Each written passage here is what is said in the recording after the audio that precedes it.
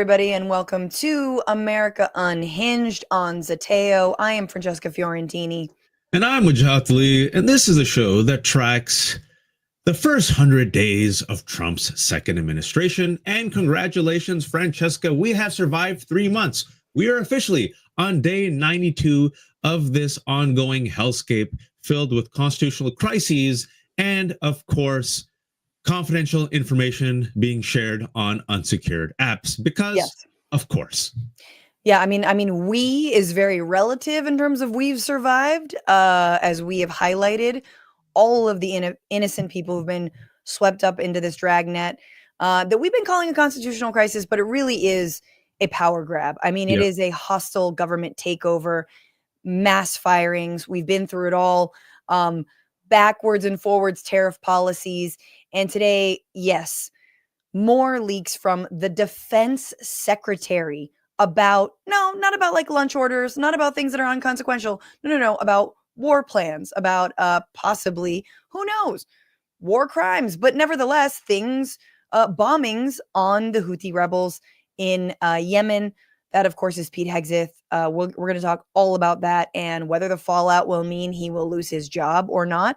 We're also going to be joined by Representative Khanna later in the show to talk to him about Democratic strategy in this moment. There are so many fires to put out, and there are currently Democratic representatives in El Salvador following in the footsteps of Senator Chris Van Hollen, who went to go visit Kilmar Abrego Garcia, his constituent. So what does Rome make of this? Maybe what does he make of the Gavin Newsom line that all this is a big distraction? We will find out. But first, Waj, we've got some announcements. There are things to do. There are buttons to press. Yes, there are buttons to press. And I'm just curious, you got me thinking about the Trump administration's lunch orders, and I'm convinced it's all white bread. What will happen, dare say, to the person who orders rye or wheat bread? DEI. But I digress. Folks, you have joined us. It's America Unhinged. It's day 92. We cover the first 100 days of Trump's second administration. Please like this video. If you're not a subscriber to Zeteo, please subscribe. It's only been a year. Zeteo's been around for a year and has 750. We're trying to get to 750,000 subscribers. Nominated for a Webby. Won a Webby. Oh, we won. Yeah, as of today, Zeteo won its first Webby, folks. I think we were in competition with Jon Stewart. So in a year, we have been Jon Stewart. Here we go. Folks, it's because of you. John. Thank you for supporting In a Minute Media. Please like this video. Please subscribe to Zeteo. Please click the bell. You'll always be notified when we're going live like we are right now. And thank you to all the super chatters who give us $1, $5, $10, $20, $50. It goes a long way. Like this one right here. Thank you so much. From Canada. We love Canada. We love our international audience. And also, if you can go to the Zeteo donation page and give us some love. And finally, we have swag, folks. Yes, we have swag. The Zeteo sweatshirts are crispy and delicious. Please buy them. They're fresh and toasty. And with that, you'll get all the good looks. What is the breaking news? Well, we have to talk about it, obviously. Pope Francis has died after suffering a heart attack at the age of 88. Also, after meeting with Vice President J.D. Vance. More on that later. Are the two connected? Yes, maybe. But we have to talk about this Pope and his legacy. Look, I am not a fan of the Vatican, of the Catholic Church, but let's be real. As far as popes go, this Pope was pretty dope. Did not budge on certain issues, abortion, trans rights, but said that cardinals could give their blessing on same-sex couples, although didn't endorse same-sex marriage, was outspoken about climate change, was outspoken about labor rights and labor unions, in fact. He was also one of the first popes since the year, 741 to be not from Europe. That's how bad, obviously, Ratzinger probably did. Who knows all the lies that came out of that and all the things that were covered up. Nevertheless, in his final address, which was just one day before he passed, Pope Francis gave his Easter speech. And of course, because he often championed the most marginalized, he spoke out for the people of Gaza and Palestine. He said, quote, "What a great thirst for death, for killing we witness each day in the many conflicts raging in different parts of our world." how much violence we see, often even with families, directed at women and children, how much contempt is stirred up at times towards the vulnerable, the marginalized, and migrants. On this day, I would like us to hope anew and revive our trust in others, including those who are different than ourselves or who come from distant lands, bringing unfamiliar customs, ways of life, and ideas, for all of us are children of God. I express my closeness to the sufferings of Christians in Palestine and Israel, and to all the Israeli people and Palestinian people. The growing climate of anti Semitism throughout the world is worrisome. Yet at the same time, I think the people of Gaza and its Christian community in particular, where the terrible conflict continues to cause death and destruction and to create a dramatic and deplorable humanitarian situation, I appeal to these warring parties, call a ceasefire, release the hostages, and come to the aid of a starving people that aspires to a future of peace. Anti-Semite much? That's a dope pope. It's a dope pope. And as we now know, that closeness involved him calling the last parish in Gaza and every single day, including the days that he was hospitalized. He was hospitalized for months due to a lung condition. And he continued a relationship with that parish and asked them if they ate and make sure they were okay, and said prayers for them. He also in his speech mentioned the people of Syria, Lebanon, Yemen, Ukraine, Armenia, Congo, Sudan, and Myanmar, of course, after the massive earthquake, and pled for an end to violence and oppression. So truly a leader of our time that will be remembered for decades and decades and decades. And another leader who will be remembered for decades and decades and decades, but not for the right reasons. Donald Trump had another interesting message about Easter and has another interesting message about Gaza. And because my voice is going to give out on me if I read this whole thing, and because also I don't care and I don't care about reading lies, Donald Trump kept with his Easter tradition of sarcastically, although he literally doesn't understand the word, wishing a happy Easter to all, including the radical left lunatics who are fighting and scheming so hard to bring murderers, drug lords, dangerous prisoners, and mentally insane and well-known and MS-13 gang members and wife beaters back into our country.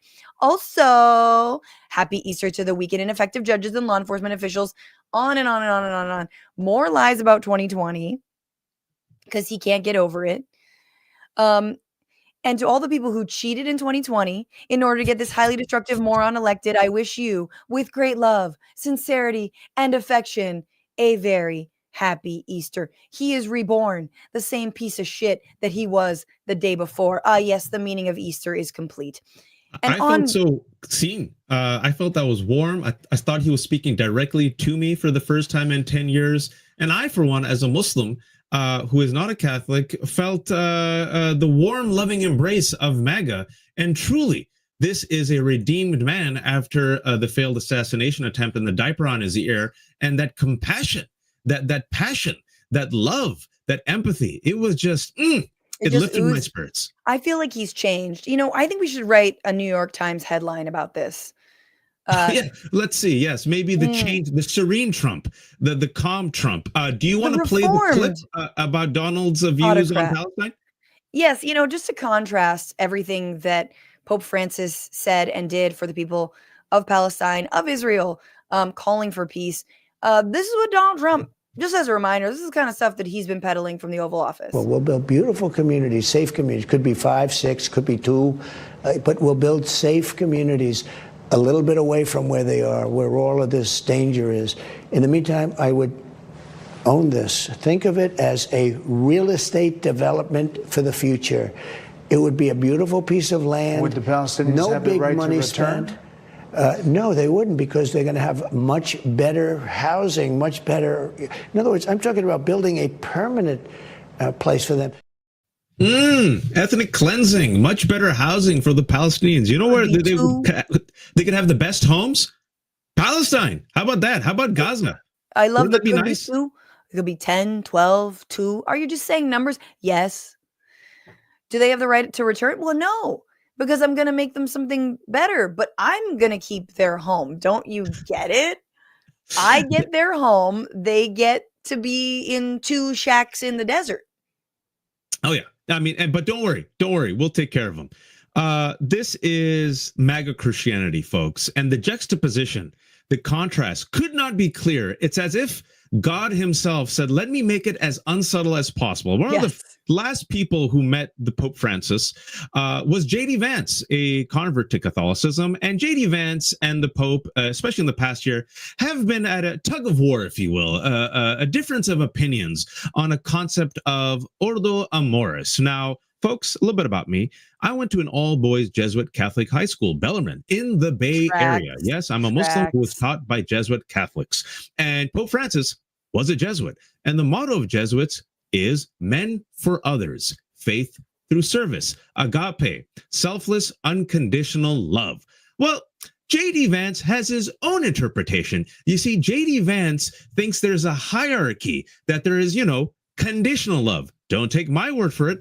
Listen to J.D. Vance himself, the scholar on Catholicism. But there's this old school, and I think it's a very Christian concept, by the way, that you love your family, and then you love your neighbor, and then you love your community, and then you love your fellow citizens in your own country. And then after that, you can focus and prioritize the rest of the world.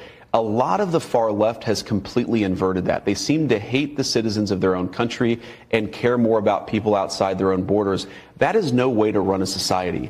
And I think the profound difference that Donald Trump brings to the leadership of this country is the simple concept, America first. It doesn't mean you hate anybody else. It means that you have leadership, and President Trump has been very clear about this, that puts the interests of American citizens first.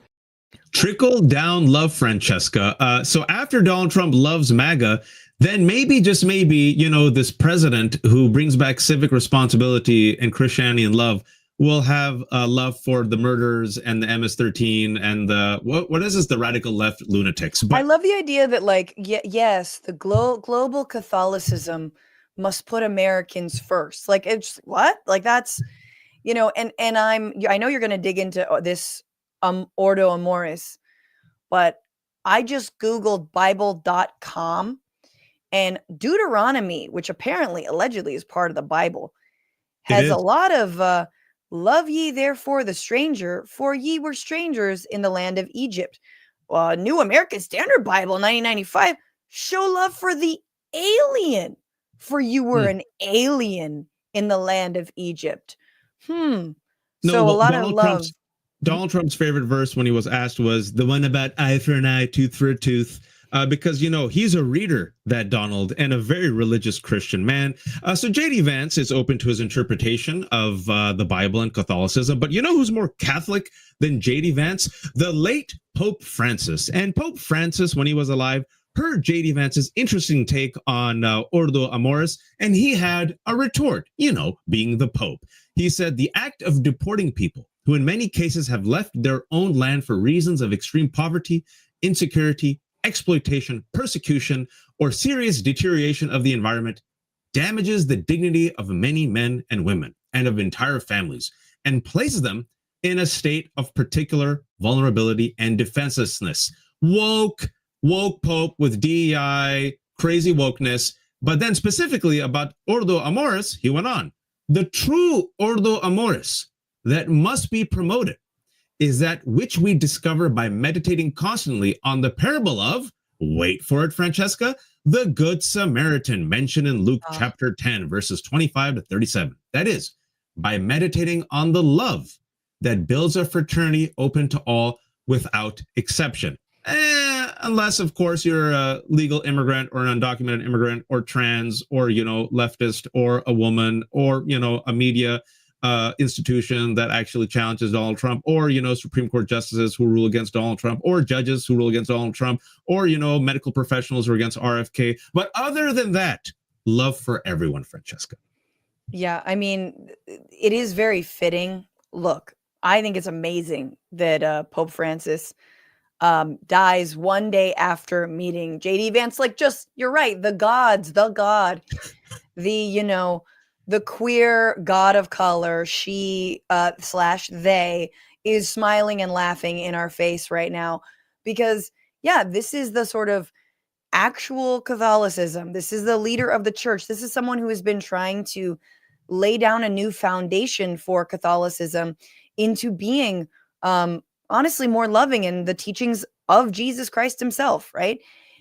Compared with this born again who cherry picks and misinterprets passages to fit his own nationalistic narrative and white supremacist narrative about how you should only care for your family first, and yet doesn't really seem to care all that much about families, certainly his own wife, who he fails to stand up for regularly against racist attacks. But I digress.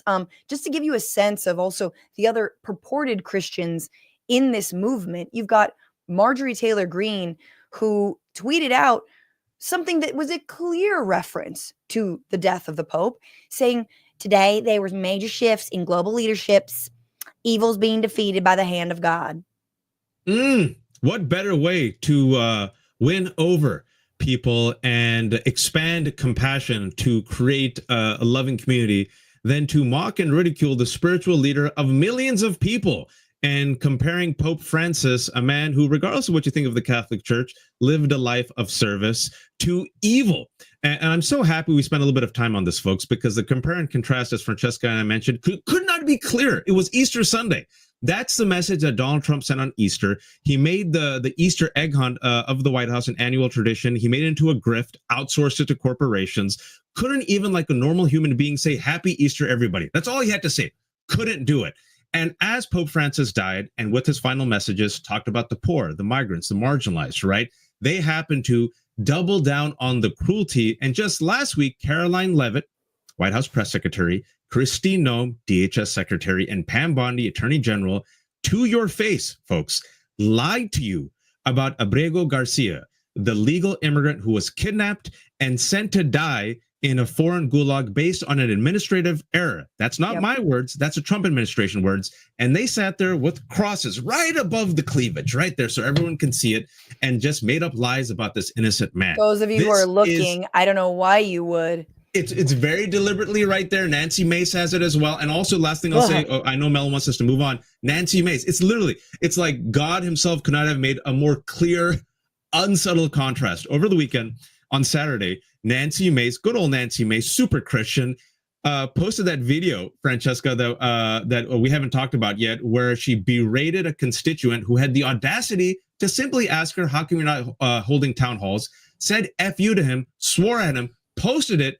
All of MAGA loved it. And the next day on Sunday, about 7 to 8 really super Christian tweets. With this Christianity, who needs ravenous wolves and false prophets? Indeed. And speaking of someone who supposedly is religious, believes in the family. Hey, 3-time married, many times, philandering Pete Hegseth back in the news. Because this time, as we all suspected, there's another Signal chat. In fact, I imagine there are many, many, many more Signal chats. This one, however, is Pete's. And it's one that he began and he started. And it was also to talk about Yemen war plans that were not supposed to be spoken about with this group of people. In fact, dozens of people. But again, this wasn't a journalist who was on. According to sources who saw it fit to tell the New York Times that this was happening, there were people like his wife on the Signal chat. Let's read a little bit. On March 15th, he shared forthcoming strike details to a private Signal group chat that included his wife, brother, personal lawyer, according to 4 people with knowledge of the chat. Some of those say that the information Hegseth shared on the Signal chat included the flight schedules for the FA-18 Hornets targeting the Houthis in Yemen, essentially the same attack plans that he shared on a separate Signal chat that same day, mistakenly included the editor of The Atlantic. But that was another guy's oopsies. Remember, that was Michael Waltz's oopsies. You see, there's multiple idiots in this administration. He, by the way, still has his job, and as part of his multiple oopsies, made his Venmo public and also uses Gmail for federal emails. But continue, Francesca. Just like how Doge uses Google Docs to summarily fire and vet a bunch of federal workers. Cool. Awesome. If you're one of them, you know exactly the kind of buffoonery that's being used to deprive you of your work and us of your service. But there was more. Unlike the Atlantic chat, again, where the journalist was included, the newly revealed one was created by Hegseth, included his wife and a dozen other people from his personal and professional inner circle in January before his confirmation. So this is before, which is like, that's fine. But then you immediately stop using it. If you get then confirmed, you stop using the quote defense/team huddle chat. People familiar with the chat said he used his private phone rather than his government one to access the Signal chat. And I'm sure there will be hearings, days-long hearings, and the Republicans will be freaking out and just grilling this man as they did someone who really, stop making me defend Hillary Clinton, but I'm going to defend Hillary Clinton and say that the amount of hysteria that we were subjected to compared to this transgression is just, you cannot actually compare them. It's ridiculous. His signal chat said no Fox anchor ever. Okay, but let's hear the man out. Okay, because I'm sure he's very calm. There's an easy explanation. Here is Hegseth talking about the leak today with his former colleague, let's be real, about why he's just blaming former staffers. It's just a stupid staff. Someone's got to get these guys in order. Who's the boss here? Hey, me? Hey. You believe this came out, they said it was called Team Huddle, because one of the people who work for you, one of the three who no longer are there, leaked this out as a way to get back at you? That's right, Brian.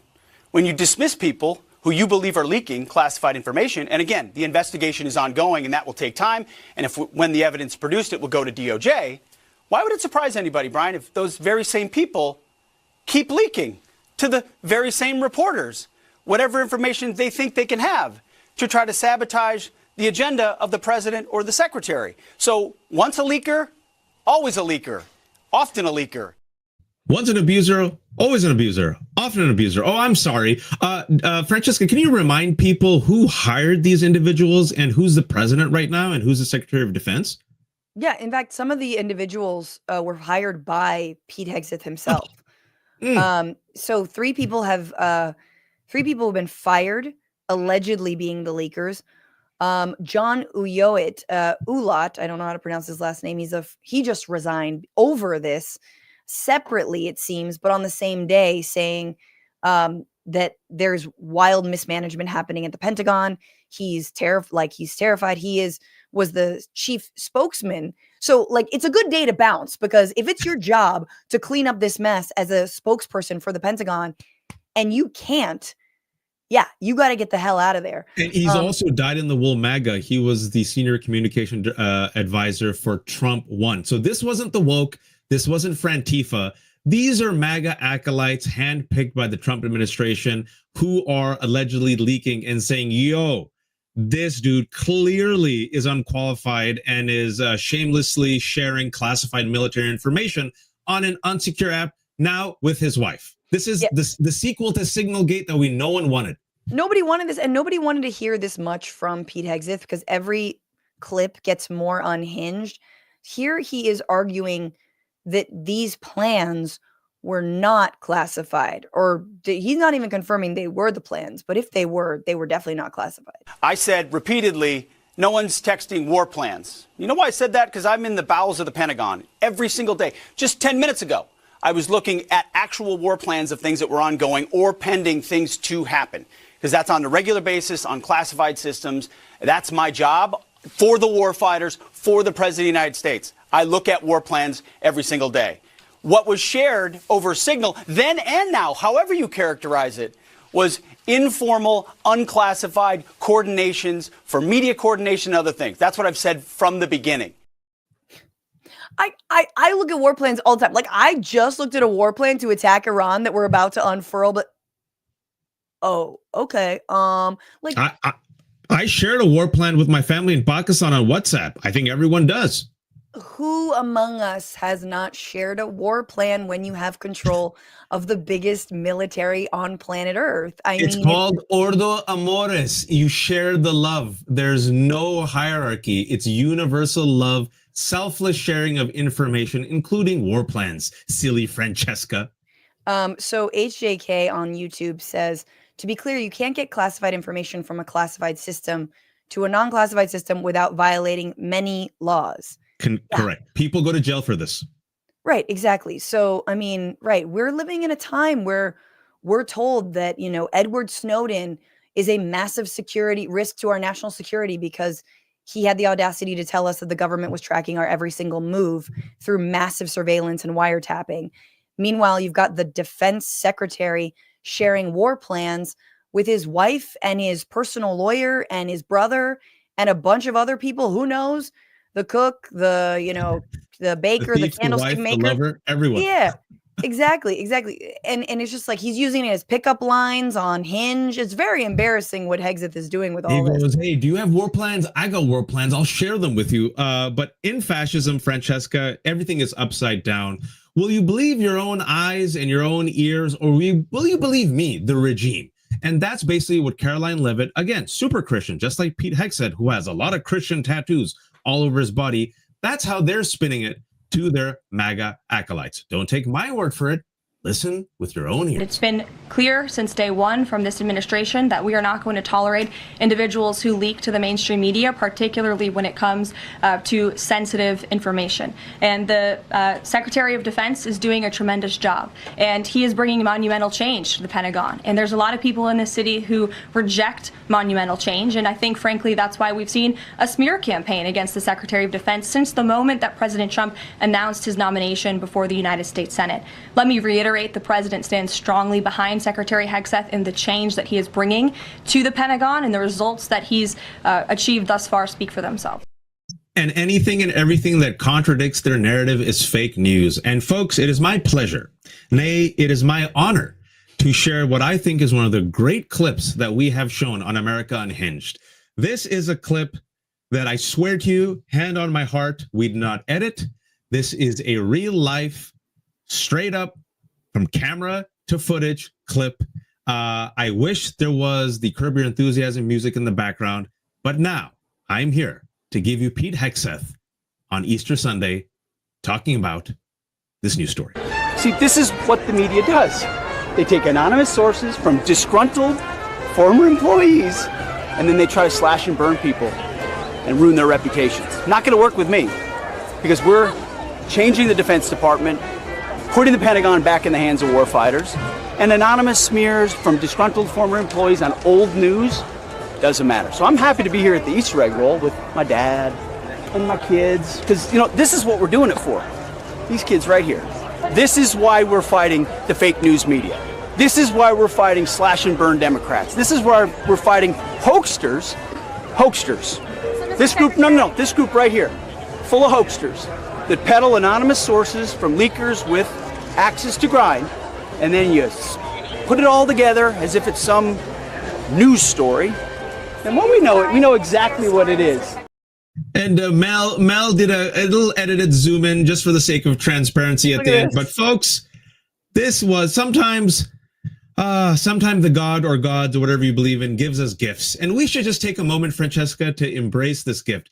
These are Pete Hegseth's own kids. One of them on the left is trying to actually rationally understand what his dad is saying, and he's just confused. The girl wants to be anywhere but there, and the son on the right is like, what's happening? Why, Dad? Why? Even the kids know this dude is clearly in over his head, Francesca. Yeah, these kids are also like, this is after he invokes their name. Like, this is why we're doing it for these kids. They're like, Dad, don't bring us into it. Like, do these are ostensibly, these are your children. They're like, what, all under the age of 12 or something?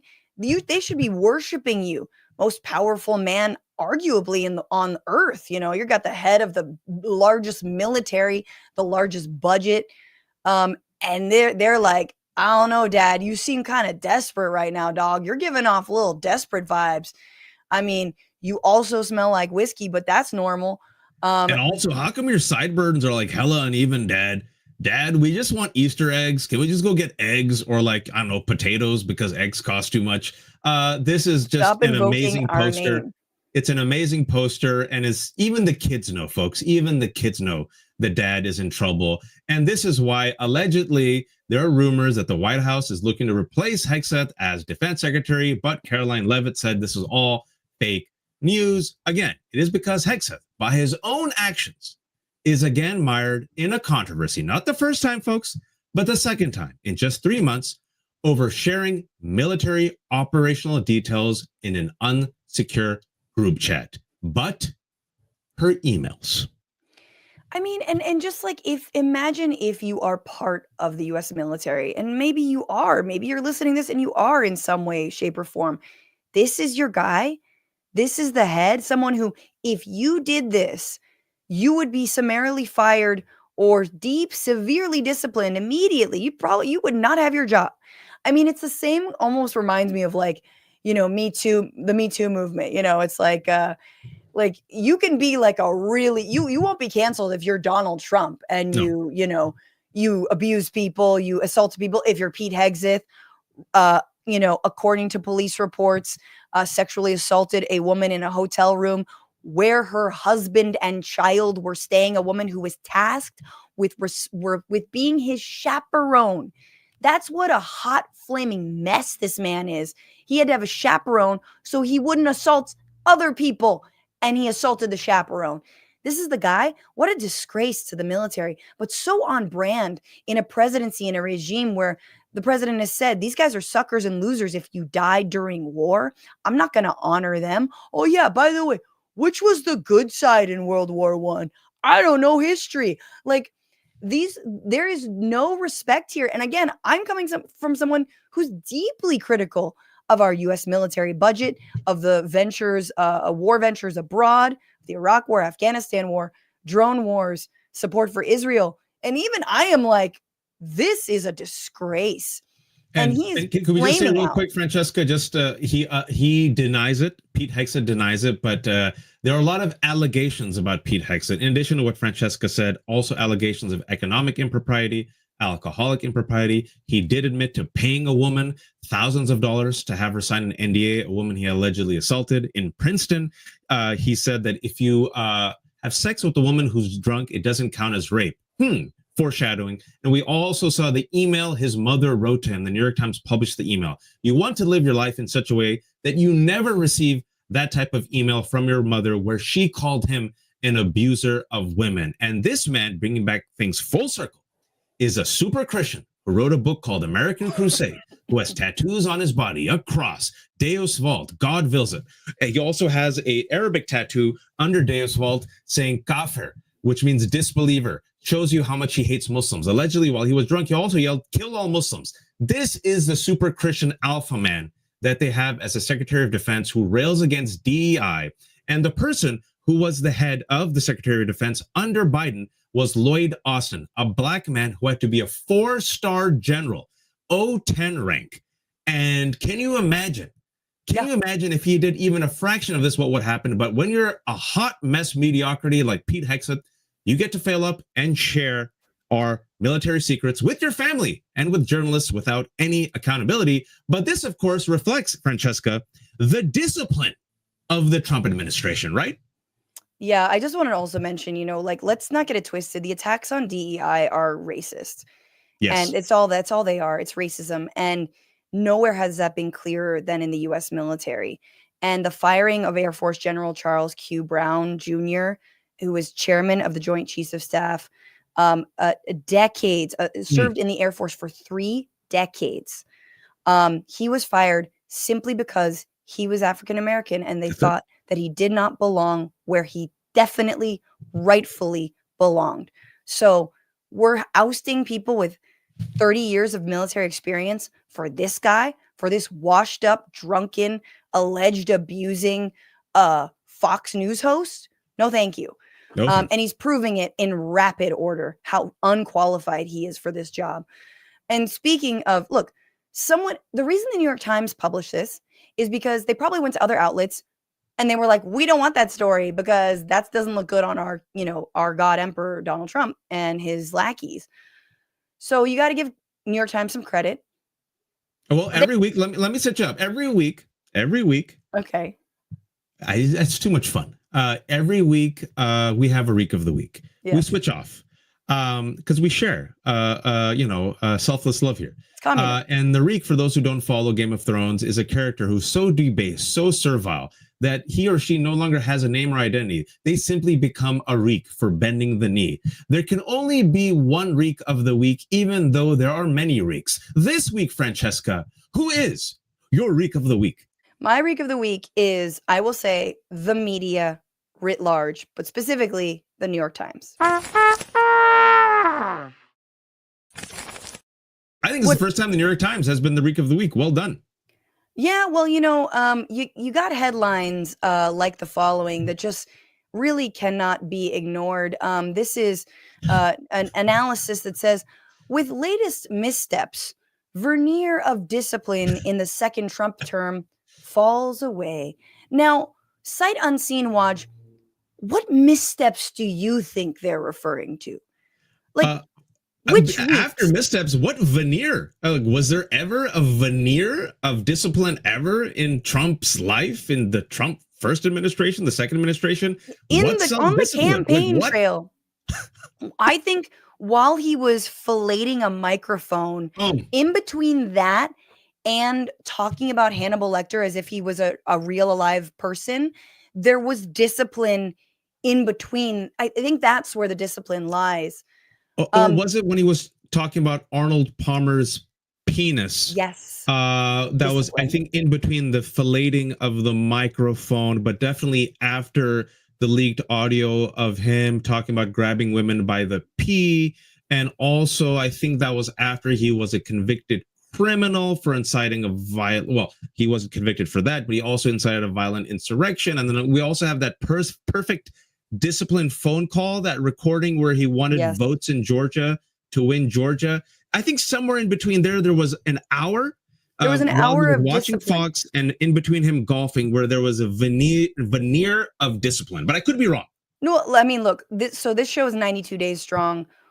We started this as soon as Trump was inaugurated. We've been following the absolute chaos. Remember how it started with a bunch of FAA workers being fired, and planes were colliding with one another, and massive emergencies. We were also following the richest man on earth allowed to run roughshod over a federal workforce and have 19-year-old hackers come in, steal all our data, and fire people who, for no other reason than they were queer, or they were a person of color, or they were like in suspension, right? They were like on probation, right? Which might mean that they were getting a raise. The whole thing is undisciplined. The whole thing, by Elon Musk's own admission, has been a lack of discipline. And here is the New York Times. What is it? Is it defying the Supreme Court, I'm assuming? Is it disappearing people for their political beliefs? Maybe. They go on and say, when President Trump assessed his team's performance in late March, okay, so you're taking his word, he boasted the White House had executed 2 perfect months. Border crossings were down. Military recruitment was up. The stock market was humming. Mr. Trump was achieving his maximalist policy goals. Which ones? Where? What are you talking about? With efficiency and minimal drama, a notable change from his first term. Notice how we just perfectly slid between Trump assessing his own administration and them assessing the administration. Where's the difference? Nothing's in quotes. The White House Chief of Staff, Susie Wiles, known as the Ice Maiden, received much of the credit. But in recent weeks, the veneer of a more disciplined White House has begun to crack. While the chaos has not reached the first Trump administration's levels, the mistakes, miscommunications, and flip-flops have started piling up in an early run defined by a flood of major policy changes at breakneck speed. It's almost like this is like a new sitcom that's just not going very well. It's like a Veep episode, man. It's only been 3 months, folks. Listen, in 3 months, he has effed up in such a colossal way that he took the rebounding economy that the Biden administration gave him, hand-delivered him on a platter, which, despite all the problems compared to the global economy, because we're still coming out of this once-in-a-lifetime pandemic that killed so many people, was the envy of most countries. And in 3 months, this dude has cratered it by single-handedly engaging in an unnecessary and reckless trade war that has made the stock market drop and has raised the risk of a global recession. And then he promised the price of eggs will immediately go down. Nope. Price of eggs are up. Price of gasoline is up. The price of everything is going to go up because he has a stupid trade war with our allies. Tourism to the United States of America is down, down, down. People are freaking out. Institutions are no longer there, such as USAID, Department of Education. This is all top of my head, folks. Thousands of employees have lost their jobs. He's now, like we mentioned, kidnapped and sent innocent immigrants without due process to a foreign gulag, has completely gone out of his way to give a middle finger to the rule of law and the Supreme Court and anyone who dares to hold him accountable. And he is attacking the press as enemy of the people and as fake news and suing them. But folks, Francesca. Wait. You forgot the meeting with Zelensky. God. Beautiful, perfect, silly. Amazing meeting where we sort of fortified our relationship with our allies. You forgot JD Vance making a fool of himself in front of all European countries. I mean, what part of this is discipline if you're a white nationalist who doesn't care about people's lives? That's the discipline we're talking about. And this kind of scary slide into sane washing, everything that we are seeing has led a top CBS producer of 60 Minutes to leave the show. Now, 60 Minutes is notorious for senior producers staying for decades. Okay. Forever. But the head of Bill Owens wrote a memo to his staff and said that he's going to step down from the news magazine because he lost his journalistic independence. It's over the past months, it's become clear I would not be allowed to run the show as I've always run it, to make independent decisions based on what was right for 60 Minutes and right for the audience. And he in part blames CBS's parent company, Paramount. He also is blaming the Trump administration itself, which has a $10 billion lawsuit against CBS for, remember, editing the response that Kamala Harris gave on, was it on Gaza? Like just making it a little bit more cogent. I mean, just really lobbing off the beginning part of it.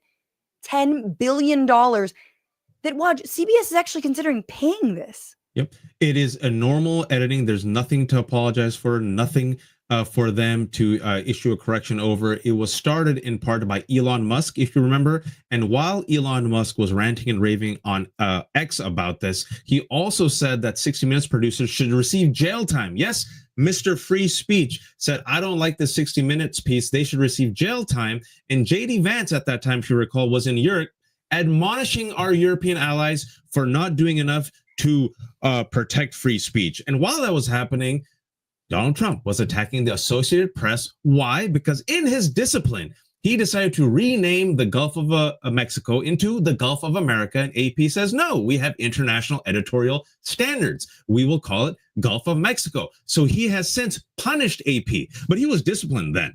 Folks, what are we doing? You see 60 Minutes that did fantastic reporting in the past few weeks, right? About Greenland, about his America First policy, which is nonsense, around Greenland, around Canada. About the deported immigrants. It's 75% of them, according to 60 Minutes, that were deported, sent on a plane to El Salvador, have no criminal charges. Bloomberg, I think it was Bloomberg that came out afterwards and said it's actually up to 90%, right? We've seen resistance being rewarded. Senator Van Hollen went and met with Kilmer Abrego Garcia. You see Democrats rallying with the hands-off movement. You see some law firms like Perkins Coie saying we're not going to bend the knee like every other law firm. You see Costco saying we won't bend the knee. We'll actually commit to DEI. They've seen an increase in foot traffic. Target, which bent the knee, has seen a decrease in foot traffic. And what does 60 Minutes do based on this bullshit threat? Listen, we have Sullivan. It's a Supreme Court case. We have a robust defense of First Amendment and journalistic freedom. They know this, but they're voluntarily deciding, folks. And I hope they don't do it. But they might most likely follow in the footsteps of ABC, which threw George Stephanopoulos under the bus. He did nothing wrong, but they didn't like that George Stephanopoulos said that Donald Trump was a rapist. Well, a judge said that. He said there's no difference between him being a rapist and a sexual assaulter in that case that he lost against E. Jean Carroll. So what did ABC do? It paid off Donald Trump. What did CNN do? Paid off Donald Trump. And 60 Minutes, specifically CBS, thinks if we just pay off Donald Trump and bend the knee, then maybe then the people who call us fake news and have inspired violence against us, maybe then, Francesca, they'll love us again. And I think it all goes back to what we've been saying from the beginning, which is the class war is now. The billionaires have chosen their side. The oligarchs have chosen their side. You know, Jeff Bezos, Mark Zuckerberg, Elon Musk. There is no more pretending, right? There is no more sort of like, oh, we believe in telling black stories in the wake of BLM. No, they know where their bread is buttered. They know that, as we're seeing now, Google and Meta are being taken to task for their monopolistic practices, and they don't want that to ever happen again. And so one of the other reasons that could be behind, you know, CBS's decision to possibly pay out $10 billion to Donald Trump for editing an interview with Kamala Harris is because Paramount, their parent company, wants to merge with Skydance. It's an $8 billion deal. So they want to do this merger, and they don't want anyone in the federal government to get in the way of that. And so let's remember, you know, look, we're here on a Google platform. But trust when I say that all of this fight is going to necessitate us finding alternatives to the ways that we give and hand over our content to massive corporations every single day. I think Zeteo.com, using Substack, it's a really great way. Substack is not as evil. There's a host of investors. It's certainly one of the lesser evils, but sadly, our modes of communication and our platforms are owned by these oligarchs. And we use them, and it's good to use them. It's where people are at. But going forward, we're really going to need to make an independent break from them. I don't know what that is. And it certainly starts with holding Google and Meta accountable for their monopolistic practices. But this has everything to do with the rich trying to get richer and gouging us as we pay, you know, $9.99 a month for their, you know, slop every single day. And we've seen where resistance is rewarded. We have two pieces of good news I want to share with you before we get Representative Khanna here. First and foremost, learning from the capitulation and the reekiness of Columbia University, Harvard said, you know what, maybe, just maybe, we'll fight back. And they are confronting their, if you will, ongoing confrontation with the Trump administration. And they're suing the Trump administration in federal court this week in an effort to block the government from freezing funding to the school, a latest move in this ongoing fight, because they realize, you know what, UPenn Bethany, Columbia Bethany, and the bully wants more and more. And Harvard, the seat of power and wealth, is saying, we're going to use our privilege to fight back. Well done, Harvard. I never thought I'd praise Harvard. Well done. And speaking about some Democrats with a fight, following the lead of Senator Chris Van Hollen, who went to El Salvador by himself and got proof of life of Kilmar Garcia, courage and hope, folks, are contagious. Now we got Senator Ed Markey, who visited the ICE detention center in Louisiana to check in on Mahmoud Khalil and Rumeza Ostrich, legal immigrants who are here, who got arrested, kidnapped, detained for a thought crime. Rumeza co-wrote an op-ed. Mahmoud Khalil was a pro-Palestinian activist. 0 criminal charges. This is what happens in fascism. Listen to Senator Markey. I've just left my visit with Mahmoud Khalil at the Central Louisiana ICE processing facility in Jenna, Louisiana. Khalil's story is one of pain, perseverance, and strength, but it should never happen. The Trump administration is citing a foreign policy threat against Khalil, which are baseless, illegitimate. No one should have to carry the weight of unjust policies that tear apart their lives. When people like Khalil are left to fend for themselves in the face of these policies, we must ask ourselves, who are we as a country? All right, Representative Khanna, we are fair and balanced here, and I wanted to give some love to the Democrats doing the good work before we take the Democrats to task for some of the stuff they haven't been doing. Representative Khanna from the Bay Area, my hometown, Democrat from California. Thanks so much for joining Zeteo. Francesca, go for it. Oh, hi. No, I welcome. Welcome, Representative. Yes, thanks for being here. You're a little pixelated. Yes. Am I? Okay, let me see if. No, don't do anything. You're fine. You're fine. We can hear you. Oh, God. We can hear you. Great. Okay. All right. Last time we spoke, it was before the election. And, you know, I think this is pretty much what we all thought the Trump administration was going to be. At least I did. I don't want to speak for Waj, but, you know, this kind of Project 2025 playbook, the hollowing out of the federal government, the move fast and break things, the sort of crypto fascist tech bros that are now taking their mantras to, our lives, basically. I just wanted to ask you, however, because in the early days of Doge, you're on record as saying that maybe we can work with Elon Musk. Do you now regret that stance? I said is that if you want to cut the real waste in this country's budget, that the real waste to be cut is the Defense Department, and that there are places where we should look for those cuts, including the F-35 and Lockheed's contract, the Minutemen in terms of our nuclear modernization. And I lay down in an op-ed exactly where we should cut. And I offered to Elon, I said, we could get Senator Warren. In fact, I think she said the same thing, and other people, if you're serious about it. And he never took us up on it. And the minute he started to, in fact, I said absolutely zero cuts to Social Security, Medicaid, or agencies. And the minute he started doing unconstitutional things, we called him out. But I think what it showed is that the Democrats actually were serious about cutting the real waste, fossil fuel subsidies, Medicaid, Medicare Advantage, and that he was never serious about it. So you're saying you were mostly trying to call his bluff? Well, no, I was doing it in good faith. I said, look, if he wanted to be serious about cutting real waste, then that's what he should have done. And in the beginning, he said I wanted to look at defense contracts, so he was putting it out. So we said, fine, we'll sit down with you. But he never. And you just held up a mirror.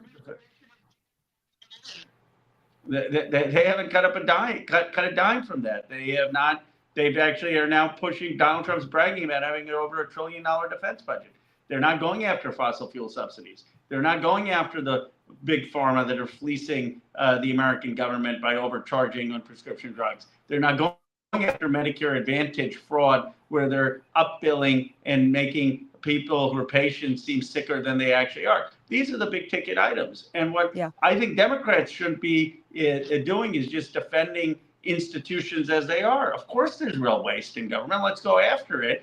And let's expose that Musk is not doing any of that. Representative Khanna, you have recently called out some of your Democrats for some of their public stances. And we had tried to be fair here. We call balls and strikes. We praise Democrats when they did good, like praising Ed Markey, who visited these detained pro-Palestinian students, like praising Senator Van Hollen.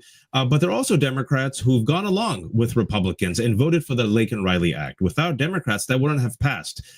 We've seen Democrats, at least 10 of them, censure Representative Al Green, who had the guts to stand up to Donald Trump during his State of the Whatever It Was address, right? We've seen Gavin Newsom, governor of California, host Charlie Kirk and Steve Bannon, right? And agree with him, capitulate on several of these talking points, veering to the right. The Democratic Party right now has the lowest favorability rating since they started holding these polls, since 1992, I believe. So I asked this in good faith, and I want to ask it bluntly.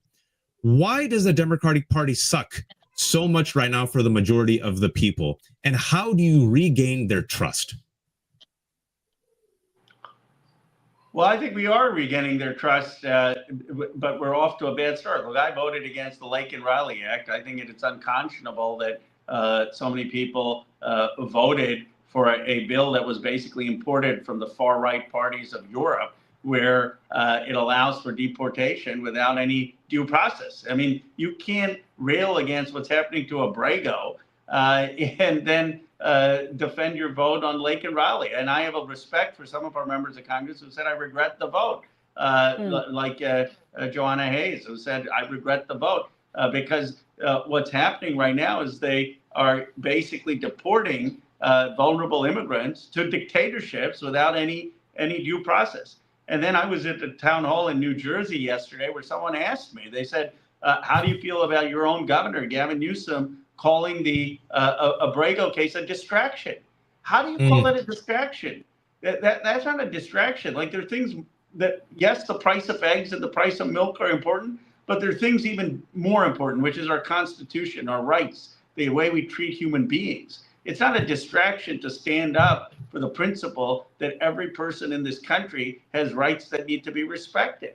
And so I can't defend someone saying that standing up for constitutional rights and making sure vulnerable immigrant populations get due process, that I can't defend someone calling that a distraction. And then you had people basically acquiescing in the beginning to the administration. But since then, you've seen Bernie Sanders and AOC go to rallies across the country. You've seen Tim Walz do town halls. You've seen Cory Booker give this 25-hour marathon speech calling for opposition. I've been going to red districts. I've done 4 town halls at red districts. We're going to go to 5 or 6 more. And so I think you're seeing energy and a concerted voice realizing the stakes. I just had a question, Representative Khanna, because you do represent, parts of Silicon Valley. And before you jumped on, we're really seeing the ways that, the tech oligarchs have chosen their side. And that side is being okay with authoritarianism so long as it allows them to do another merger or roll out AI with abandon, not caring about the destruction that will cause to the American job market, to people like journalists. Just today, Washington Post, owned by Jeff Bezos, announced that they'll be relying on ChatGPT for their search functions and to sort of summarize news stories. Where do you stand on all this? We're also at a moment where Google and Meta are in court. They are facing basically accountability for their monopolistic practices. Do you accept that going forward, if we're truly to fight oligarchy, that a lot of that oligarchy lies in Silicon Valley itself? I think the biggest problem, and I'll address directly the question, is not technology, but it's Citizens United that allowed for the richest person in the world to spend $250 million to elect Donald Trump, and then Donald Trump handed him the keys to dismantle government. And this is why Summer Lees and I have a bill to abolish super PACs. You should not have the unholy alliance of wealth and power. This is why I don't have a super PAC. This is why I'm one of 10 members of Congress who don't take PAC money. But look, there is value to technology. I don't think we should be rejecting AI or ChatGPT in and of itself. Obviously, you can have new disease discovered. You can have people learn more about information. The problem is we shouldn't have monopolies, and we need to have strong antitrust. And that's why I have supported the work that Lina Khan has done. The problem is that we need to have data privacy. The problem is that we need to protect kids from being addicted on algorithms. We need to champion new technology that can allow for reindustrialization and productivity. We should champion new technology that can augment human skills and lead to advances in education and medicine, but we should do so in a framework of smart regulation. And I think it takes people who understand technology to be able to regulate them. I think the Biden administration was totally ineffective, and then Congress was ineffective. The tech folks ran circles around them because half the people didn't understand the technology well enough to regulate the technology. And so I think first we have to make sure we actually understand it to know how to regulate it. And we definitely need regulations on it. But one final point about this is, I had someone text me saying they put it in stronger language, but we dislike Kamala Harris, we dislike Donald Trump, but we all many of us voted for Trump because we thought we were going to make more money under Trump. So how's that working out for you?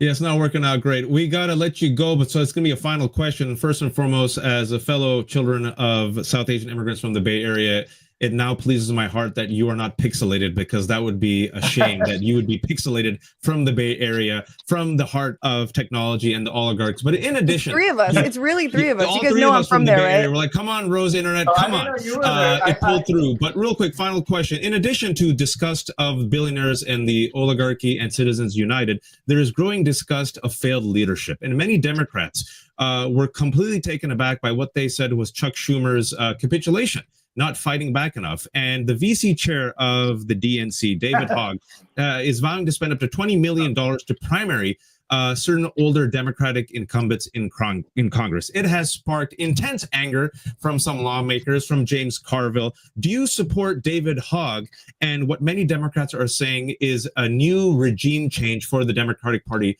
to win elections and win over so many people who feel so disenchanted with the party they once loved and supported?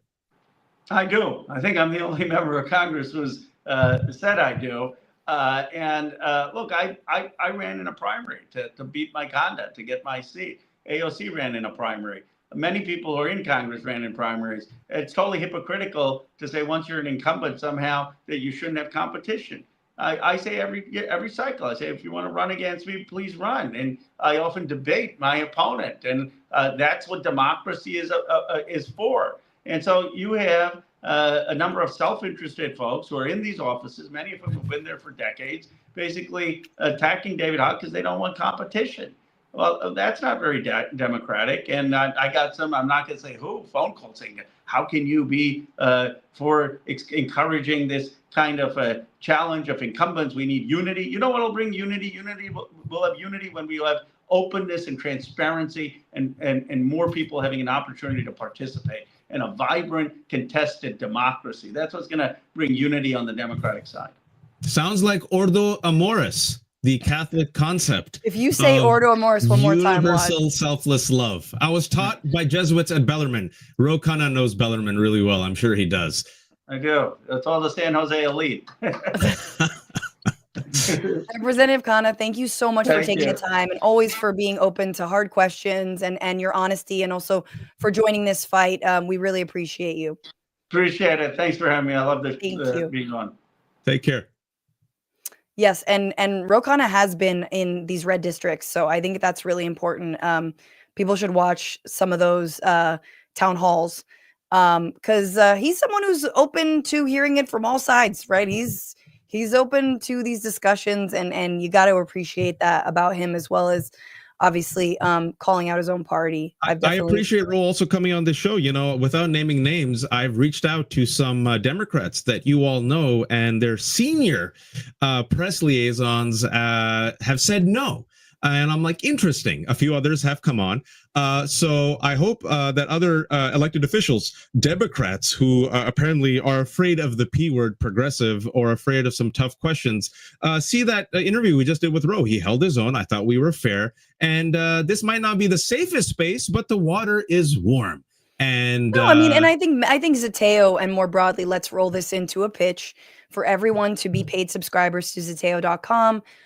To share this stream and to be make sure you're a subscriber. This is free on YouTube.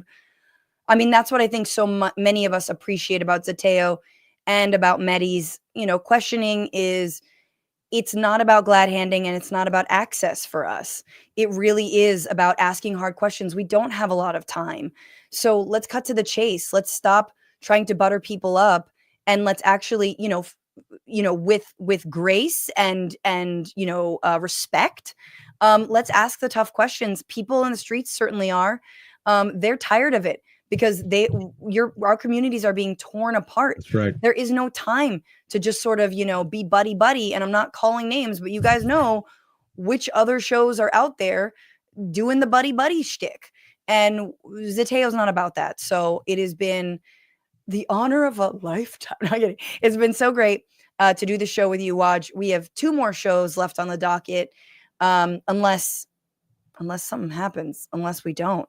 But it's been amazing. And we do have, are we doing our moment of hope? No, we already did our moment of hope. We did our moment of hope with Senator Markey and also Harvard fighting back, but it's independent media. We do the hard work, and Francesca does like 16 shows with a baby. Francesca, please tell the folks how they can support you and your voice. Here's what you need to do. If you're in Pasadena or Los Angeles, come see me tomorrow night at the Ice House, 7:30 p.m. It's going to be so good. It's my new show called New World Disorder. We do it every single month. Brand new lineup. You got to go see that. And then speaking of the Bay Area, I will be with my husband, Matt Lieb, at Cobb's Comedy on May 7th. That's a Wednesday at 7 p.m. Get your tickets. It's going to be so, so good. Listen to The Bituation Room. Watch The Bituation Room, youtube.com/Franny Fio. Waj. And Substack. What about the Substack? FrannyFio.substack.com. And I write for the lefthook.substack.com. No paywalls because I'm a fool. It's the Left Hook. Some great conversations today. We had Aaron Rupar and Joyce Vance. I think we got Joy Reid coming on Thursday, and we might have Jim Acosta tomorrow. I also co-host Democracy-ish with the fabulous Danielle Moody, Monday and Friday at 12 p.m. Eastern Time. And we will be back for the second to last, hopefully not the last, America Unhinged, Thursday, 8 p.m. Eastern Time, 5 p.m. Pacific Time. And until then, America, keep your screws tight. We'll need you. Bye-bye.